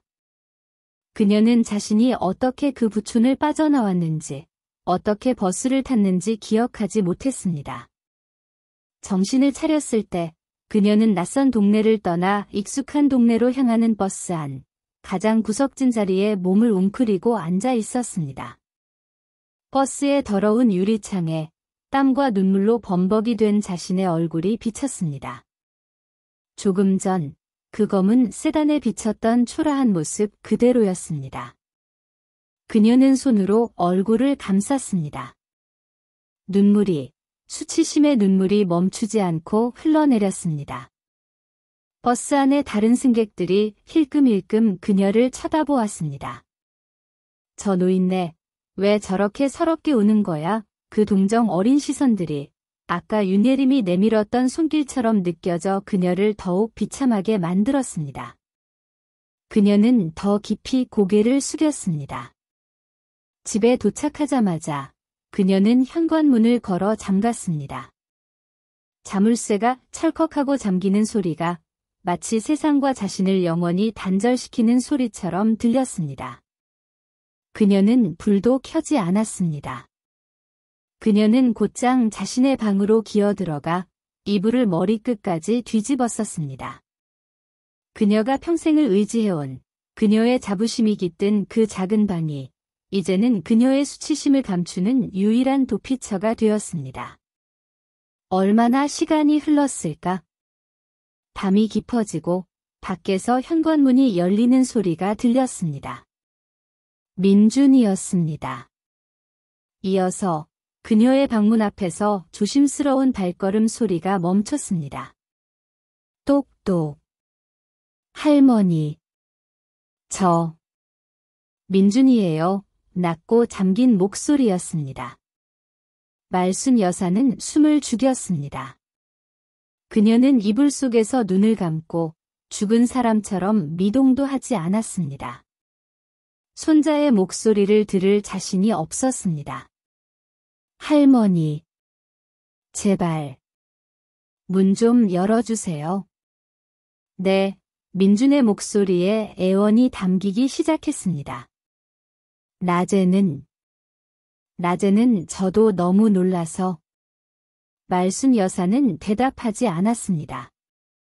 그러자 문 밖의 민준이 더 이상 참지 못하고 흐느끼는 목소리로 말했습니다. 할머니, 제발, 오해하신 거예요? 아니, 그것도 맞는데, 제 말 좀 들어주세요. 제가 왜 그랬는지. 그 순간 말순 여사가 이불 속에서 입을 열었습니다. 그녀의 목소리는 쇠가 갈리는 것처럼 거칠고 얼음장처럼 차가웠습니다. 가라. 민준의 말이 뚝 끊겼습니다. 네. 할머니. 가라고 했다. 말순 여사가 이불 속에서 중얼거렸습니다. 이 할미. 이제 보지 마. 너 잘난 인생 사는데. 나 같은 거 이제 보지 마. 문 밖의 민준이 절망적인 목소리로 외쳤습니다. 할머니. 그게 무슨 말이에요? 제가 할머니 부끄러워할까봐. 아니. 할머니가 당신 자신을 부끄러워하실까봐. 그래서 말 못한 거란 말이에요. 그 말이 말순 여사의 가슴에 가장 아프게 박혔습니다. 부끄러워하실까봐 손자는 이미 알고 있었습니다. 자신의 할머니가 청소부라는 직업을 그리고 자신의 가난을 얼마나 부끄러워하는지를. 말순 여사의 눈에서 다시 눈물이 흘렀습니다. 그래. 부끄럽다. 부끄럽고 말고 그녀는 속으로 울부짖었습니다. 내가 내 손자 앞길을 막는 짐덩어리였어. 그 빤빤한 부잣집 여자 앞에서 내가 내 할미라고 소리 지르고 그 꼴을 다 보였으니 이제 내가 어떻게 그 집 문턱을 넘어. 그녀는 자신이 손자의 빛나는 앞길을 망쳐버렸다고 확신했습니다. 그녀는 더 이상 민준의 자랑이 아니었습니다. 그녀는 이제 민준이 숨겨야 하고 도망쳐야 하는 일 수치 그 자체가 되어버린 것이었습니다. 이것이 그녀의 인생에 닥친 최악의 순간이었습니다. 손자가 엇나갔다는 오해는 차라리 희망이라도 있었습니다. 자신이 어떻게든 바로잡으면 된다고 생각했기 때문입니다. 하지만 이것은 달랐습니다. 이것은 자신의 존재 자체가 손자에게 짐이 된다는 돌이킬 수 없는 진실이었습니다. 가라. 제발. 제발 그냥 가. 그녀는 아이처럼 이불 속에서 울기 시작했습니다. 문 밖의 민준도 더 이상 말을 잇지 못했습니다. 그는 할머니의 방문에 이마를 기댄 채 함께 무너져 내렸습니다. 그는 차라리 할머니가 자신을 때리고 욕하기를 바랐습니다. 하지만 방문 하나를 사이에 두고 흐르는 이 무겁고 차가운 침묵은 그 어떤 폭력보다도 잔인하게 두 사람을 갈라놓고 있었습니다. 오해는 풀렸지만 그 자리에 오해보다 수백 배는 더 두껍고 차가운 수치심의 벽이 세워지고 만 것이었습니다. 그날 밤 최말순 여사의 방문은 끝내 열리지 않았습니다. 문 하나를 사이에 두고 손자 강민주는 자신의 방으로 돌아가지 못했습니다. 그는 할머니의 방문 앞에 쭈그리고 앉아 밤이 깊어가는 것을 지켜보았습니다. 방 안에서는 아주 희미하게 억지로 참아내는 할머니의 흐느낌 소리가 새어나왔다가는 이내 잦아들곤 했습니다.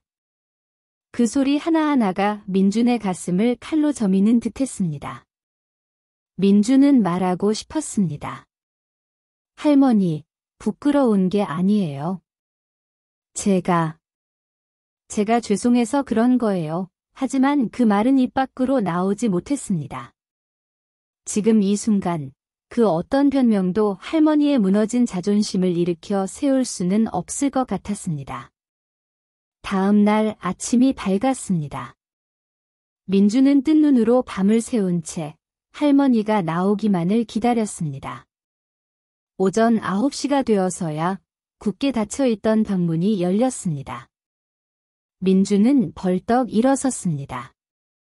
할머니. 하지만 문을 열고 나온 말순 여사는 민준을 쳐다보지도 않았습니다. 그녀의 얼굴은 하룻밤 사이에 모든 감정이 빠져나간 사람처럼 그저 텅 비어 있었습니다. 붉게 짓무른 눈가는 그녀가 밤새 얼마나 울었는지를 말해주었지만 그 눈동자에는 더 이상 분노도 슬픔도 수치심도 남아있지 않았습니다. 그것은 모든 것을 포기한 사람의 눈빛이었습니다. 그녀는 유령처럼 거실을 가로질러 부엌으로 향했습니다. 그리고 싱크대 찬장에서 검은색의 커다란 쓰레기 봉투 한 장을 꺼내 들었습니다. 민주는 불안한 눈빛으로 그런 할머니의 뒷모습을 쫓았습니다. 말순 여사는 그 봉투를 들고 다시 자신의 방으로 돌아갔습니다. 그녀는 민준이 문 밖에 서 있든 말든 아무 상관 없다는 듯 행동했습니다. 그녀는 방바닥에 주저앉아 자신의 낡은 서랍장 가장 아래 칸을 열었습니다. 그곳은 그녀의 비밀이 그리고 그녀의 자부심이 숨겨져 있던 곳이었습니다. 그녀는 서랍장 깊숙한 곳에서 비닐봉지에 쌓여있던 푸른색의 청소부 유니폼을 꺼냈습니다. 자신의 땀과 락스 냄새, 그리고 지난 세월의 고단함이 고스란히 배어있는 작업복이었습니다. 그녀는 그것을 아무렇게나 구겨서 검은색 쓰레기 봉투 안으로 쑤셔 넣었습니다.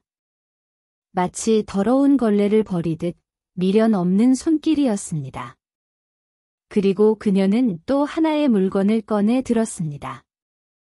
손가락 끝이 다다라 구멍이 나기 직전인 그녀의 낡은 고무장갑 한 켤레였습니다.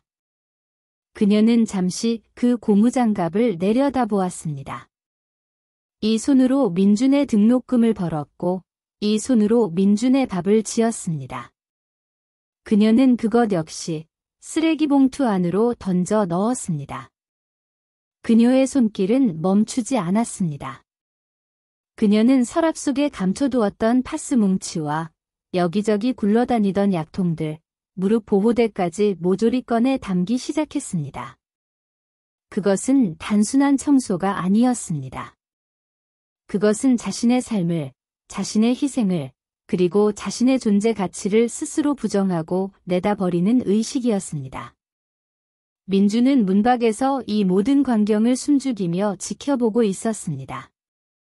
할머니가 자신의 흔적을 지우고 있었습니다. 자신이 손자의 인생에 더 이상 수치가 되지 않기 위해 스스로를 지워내고 있었습니다.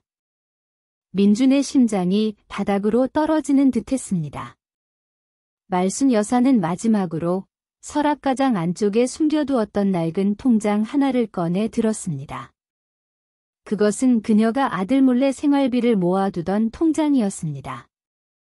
그녀는 그것 역시 쓰레기 봉투에 넣으려 했습니다. 그래, 이까짓 돈 몇 푼? 이제 다 소용없다. 내 손자는 나 없이도. 아니, 내가 없어야 더 잘 살 수 있을 게다. 그녀는 통장을 봉투 안으로 밀어 넣었습니다. 바로 그 순간이었습니다. 문밖에서 지켜보고만 있던 민준이 더 이상 참지 못하고 방 안으로 뛰어 들어왔습니다. 그는 절박한 목소리로 외쳤습니다. 할머니. 민준은 할머니의 손에 들린 검은색 쓰레기 봉투를 와락 빼앗아 들었습니다. 지금 뭐 하시는 거예요? 이거 왜 버려요? 당장 그만두세요. 민준의 목소리가 격렬하게 떨리고 있었습니다. 말순 여사는 그런 손자를 텅 빈 눈으로 올려다보았습니다. 그녀는 힘없이 손을 내저으며 말했습니다. 나라. 그녀의 목소리에는 아무런 힘이 실려 있지 않았습니다. 이제 다 쓸모없다. 이런 거 이제 다 필요 없어. 뭐가 필요 없어요? 민준이 울부짖었습니다. 이게 어떤 건데? 할머니가 이걸 어떻게? 그러니까 버리는 거다. 말순 여사가 민준의 말을 잘랐습니다. 그녀는 아들의 눈을 똑바로 쳐다보며 얼음장 같은 목소리로 말했습니다. 이런 더러운 거? 냄새 나는 거? 이제 다 버릴 거다. 이 할미도 이제 다 쓸모없으니께. 너한테 짐만 되니께. 그 말이 민준의 가슴을 후벼 팠습니다. 짐이라니. 자신이 할머니에게 그런 존재가 되어버린 것이었습니다. 민준은 더 이상 버틸 수 없었습니다. 그는 그 자리에 무릎을 꿇었습니다. 손에 쥔 쓰레기 봉투를 가슴에 끌어안은 채 그가 그토록 숨기고 싶었던 그 마지막 진실을 터뜨리고 말았습니다. 민준의 울음이 방 안에 터져나왔습니다. 그것은 어른의 울음이 아니었습니다. 모든 것이 무너진 아이의 통곡이었습니다. 아니에요. 민준이 고개를 저으며 절규했습니다. 그거 아니에요. 할머니. 짐이라니요. 부끄러운 게 아니에요. 말순 여사는 멈칫했습니다. 그녀는 무릎 꿇고 오는 손자의 모습을 믿을 수 없다는 듯 바라보았습니다. 민준은 눈물로 범벅이 된 얼굴을 들었습니다. 그리고 그가 지난 몇 주간, 아니 몇 달간 목숨처럼 지켜온 비밀을 쏟아내기 시작했습니다. 이것이 이야기의 두 번째 반전, 손자의 눈물 어린 고백이었습니다. 제가, 민준이 울먹이며 소리쳤습니다. 제가 다 알아요. 말순 여사의 눈이 흔들렸습니다. 뭘 안다는 게야? 할머니.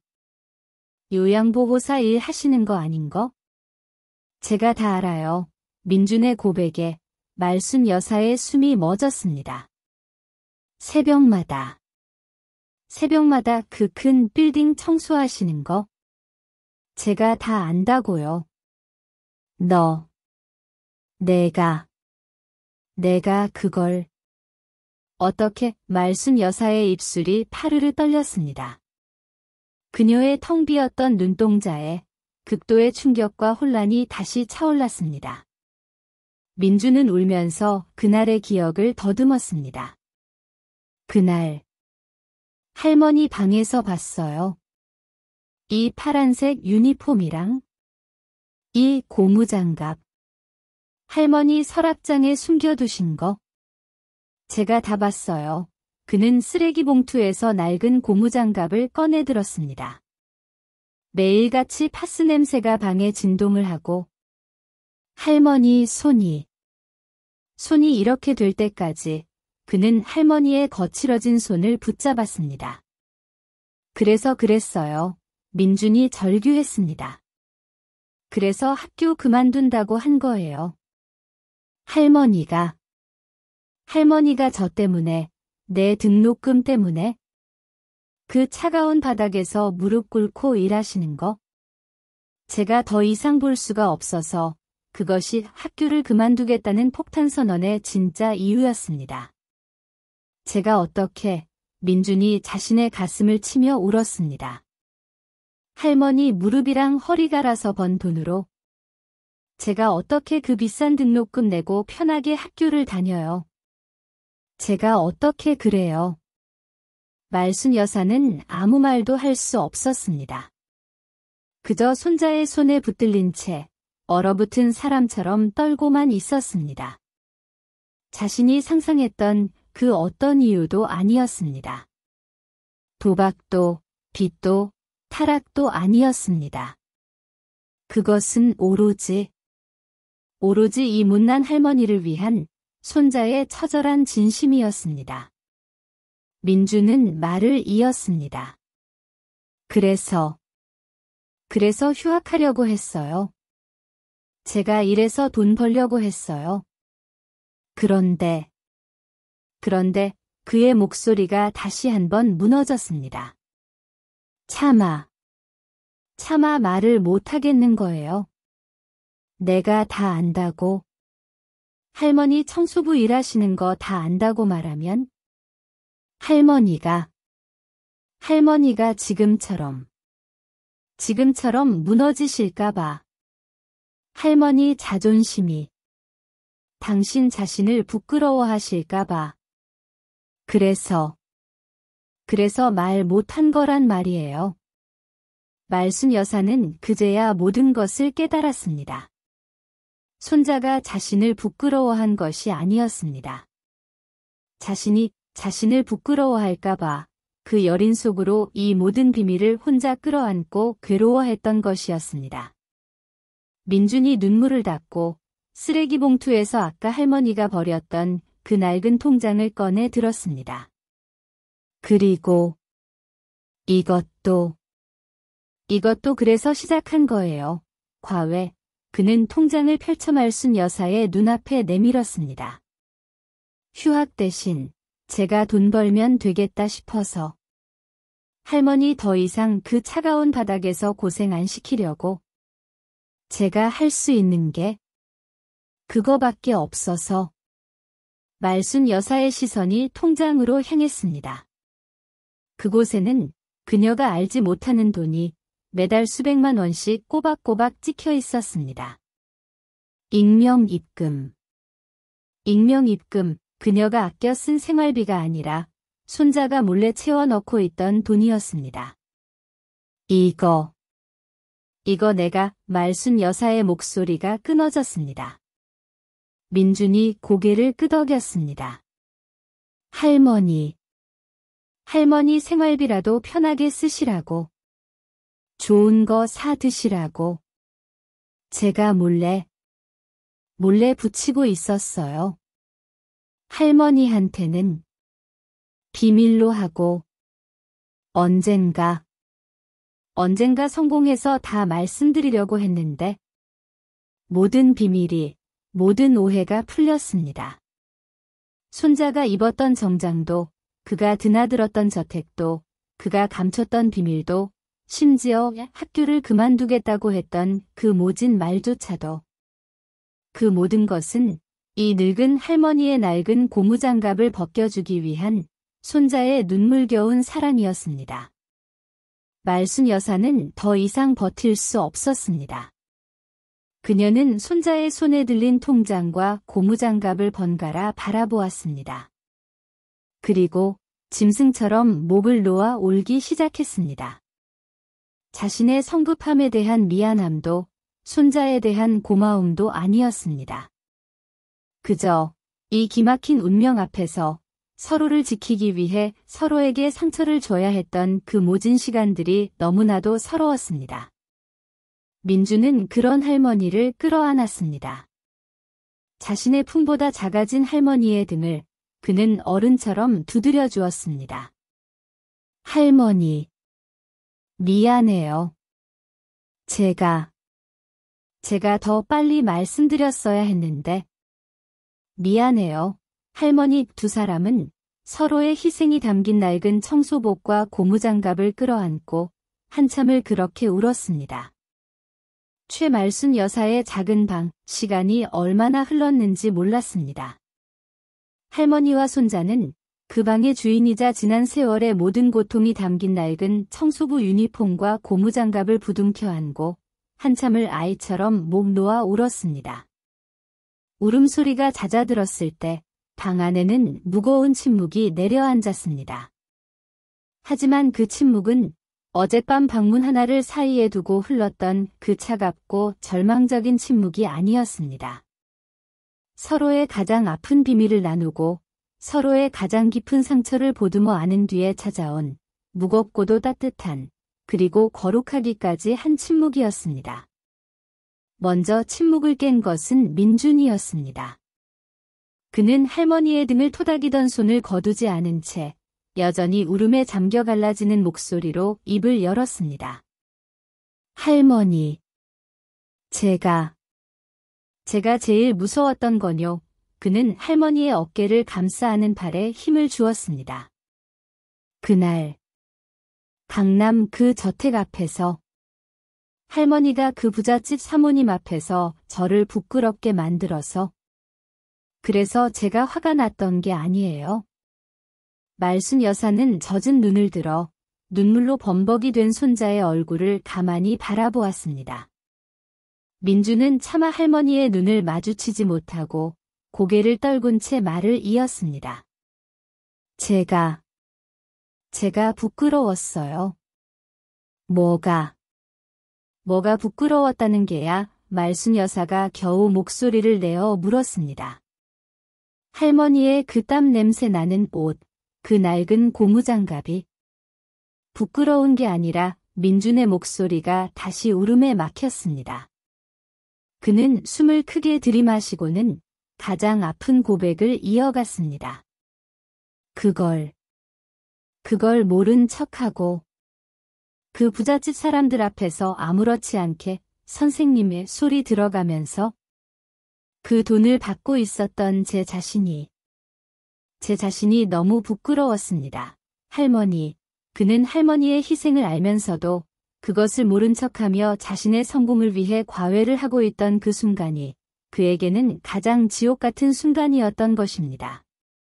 할머니가 저 때문에 새벽마다 찬물에 손 담그시는 거 알면서 저는 그 돈으로 그 사람들이 사준 깨끗한 정장 입고 비싼 밥 얻어먹고 있었어요.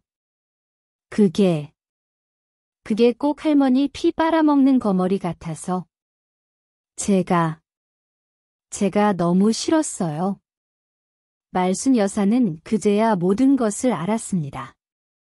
자신이 손자의 수치가 되었다고 절망했던 그 순간, 손자 역시 자신의 희생을 모른 척하는 배은망덕한 놈이 될까봐 그 어린 속이 얼마나 까맣게 타들어 갔을지를 말입니다. 두 사람은 서로가 서로에게 짐이 될까봐, 서로가 서로를 부끄러워할까봐 그렇게 서로를 밀어내고 있었던 것이었습니다. 말순 여사는 가만히 손을 뻗었습니다. 그리고 민준이 끌어안고 있던 검은색 쓰레기 봉투.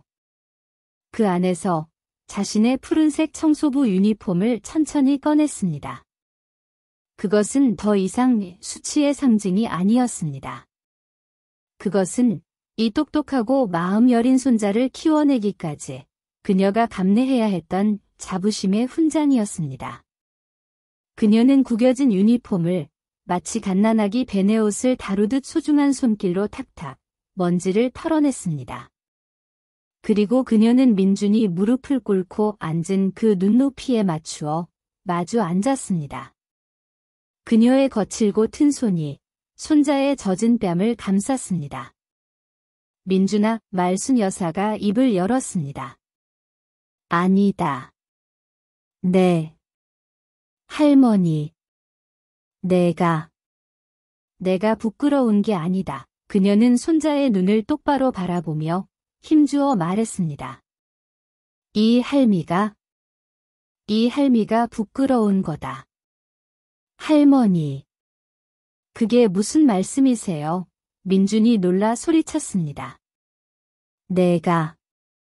내가 이 할미를 지키려고 그렇게 속을 끓이고 그 무서운 말까지 지어내면서 애를 쓰는 동안 이 늙은이는 고작 내 손자가 제비가 됐다는 망상에 빠져서 내 새끼 속도 모르고 너를 잡으러 다녔어. 이 할미가 너한테 100번 1000번 죽을 죄를 지었다. 민준아. 말순 여사는 손자의 뺨을 어루만지던 손을 거두어 자신의 가슴을 쳤습니다. 애미 없는 자식처럼.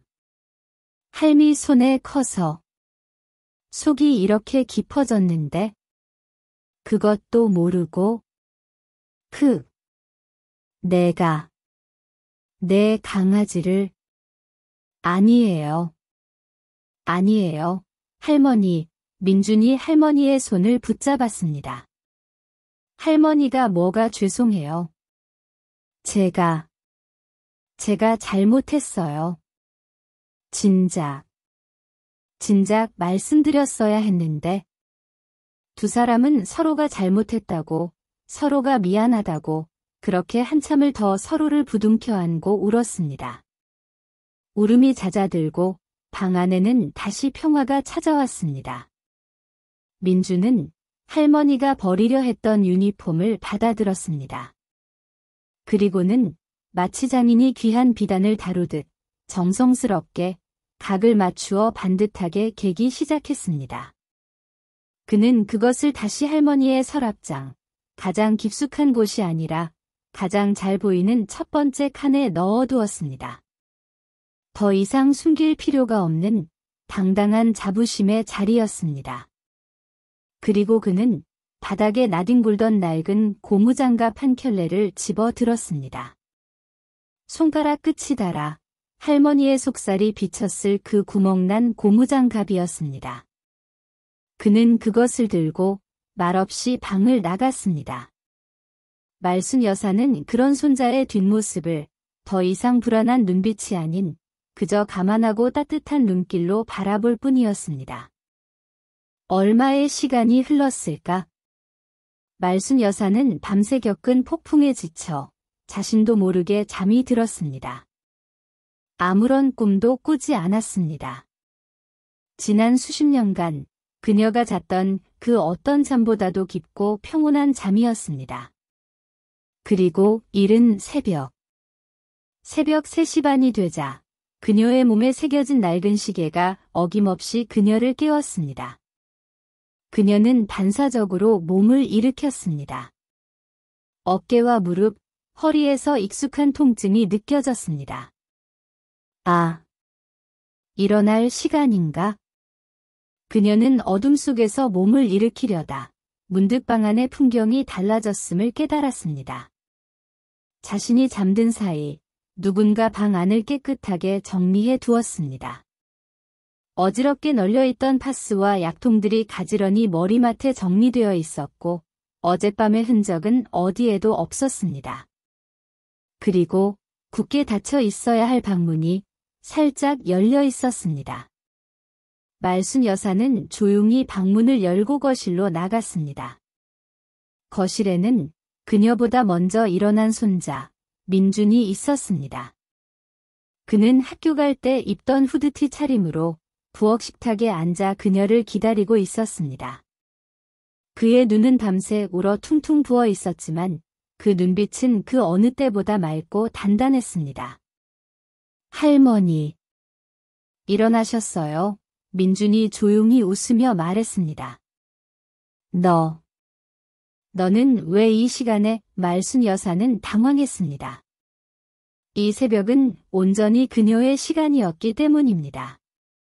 그냥 할머니 배웅해 드리려고요. 민준이 식탁에서 일어섰습니다.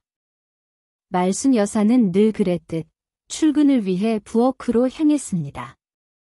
그리고 싱크대 고리에 걸어두었던 낡은 고무장갑을 찾았습니다. 그런데 어제 민준이 들고 나갔던 그 낡은 고무장갑이 보이지 않았습니다. 내 장갑이 그녀가 당황하며 주변을 두리번거릴 때였습니다. 민준이 식탁 위에 놓아두었던 비닐봉투 하나를 들고 다가왔습니다. 할머니, 민준이 그 봉투에서 새로운 고무장갑 하나를 꺼냈습니다. 그것은 달아빠진 낡은 장갑이 아니었습니다. 포장도 뜯지 않은 깨끗하고 두툼한 선홍색의 새 고무장갑이었습니다. 어제 그거 보니까 손가락에 구멍이 났더라고요. 민준이 멋쩍은 듯 머리를 극적이며 말했습니다. 이게 제일 두껍고 튼튼한 거래요. 이걸로 하세요. 말순 여사는 새 고무장갑과 그것을 내미는 손자의 얼굴을 번갈아 바라보았습니다. 그녀의 눈시울이 다시 뜨거워졌습니다. 이 비싼 걸 언제 사왔을까? 어젯밤 그 늦은 시간에 이런 걸 뭐하러? 말순 여사의 목소리가 떨렸습니다. 그냥 할머니 손. 이제 상처나면 안 되잖아요. 민준이 조용히 말했습니다. 말순 여사는 천천히 손을 내밀었습니다. 그녀는 민준이 건네는 새 고무장갑을 받아들었습니다. 아직 온기가 남아있는 새 고무장갑이었습니다. 그녀는 더 이상 이 일을 부끄러워할 필요가 없었습니다. 그녀는 더 이상 이 일을 숨길 필요도 없었습니다. 그녀는 당당하게 손자가 지켜보는 앞에서 그 새 고무장갑을 꼈습니다. 자신의 거친 손에 꼭 맞는 따뜻한 온기였습니다. 그녀가 현관을 향해 발걸음을 옮겼을 때 민준이 다시 그녀를 불렀습니다. 할머니, 말순 여사가 뒤를 돌아보았습니다. 민준은 깊게, 아주 깊게 허리를 숙였습니다. 그것은 손자가 할머니에게 하는 인사가 아니었습니다.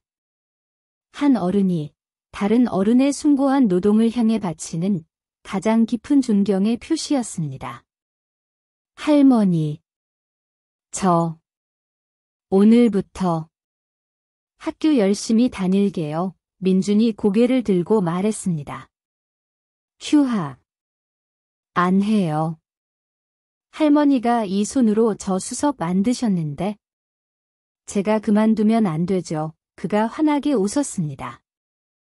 대신 민준이 자신의 가방을 들어 보였습니다. 저도 제 일 열심히 할게요. 할머니 과외 선생님이 아니라 제 과외 선생님이시니까요. 말순 여사는 아무 말도 할 수 없었습니다. 그저 고개를 끄덕였습니다. 그녀는 현관문을 열었습니다.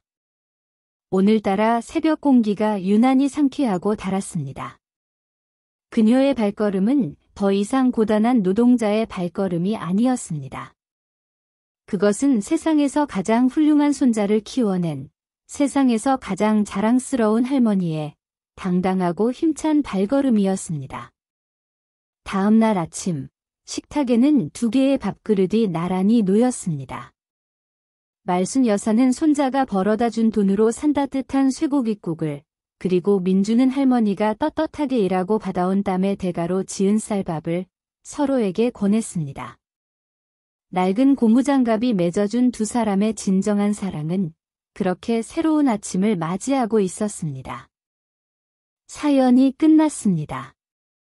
구독과 좋아요 버튼 눌러주시기 바랍니다. 재미있는 사연 소식을 무료로 받아보실 수 있습니다. 재미있는 영상 많이 보시고 행복하시기 바랍니다. 감사합니다.